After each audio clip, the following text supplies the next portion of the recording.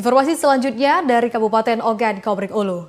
Perbaikan jalan lintas Prabu Mulih Ogan Komering Ulu ditargetkan selesai 2 hari menjelang Lebaran. Untuk menunjang aktivitas mudik, perbaikan jalan di Jalan Lintas Prabu Mulih Oku terus dilakukan. Beberapa titik jalan rusak diantaranya di Desa Bringin, Desa Lubai, dan Desa Kurup, Kecamatan Lubuk Batang. Perbaikan maksimal dalam waktu 2 hari sejak dilakukan pembongkaran. Menurut kontraktor jalan Ervin Ganevi, pengaturan mekanisme jalan raya yang masih didominasi oleh kendaraan bertonase berat menjadi kendala dalam perbaikan jalan.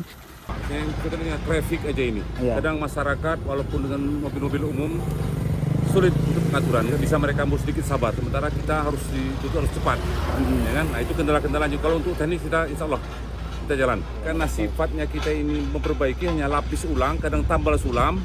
Tentu konstruksi yang lama kita lihat. Contoh yang sekarang depan mata kita itu aman, tidak perlu kita ini kan kita bongkar aspal yang sudah retak, yang sudah ini tutup kembali. Tidak masalah.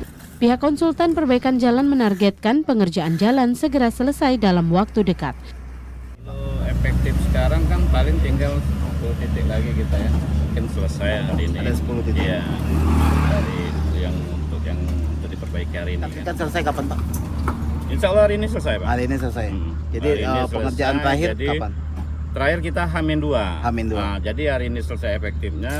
Sekarang nanti besoknya kita menelusuri mana-mana lagi yang lubang rutin yang kita tutup itu yang mungkin sudah rusak kembali kita perbaiki.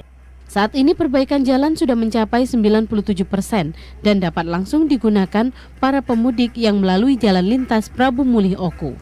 Adi Gunawan, TVRI Sumsel melaporkan.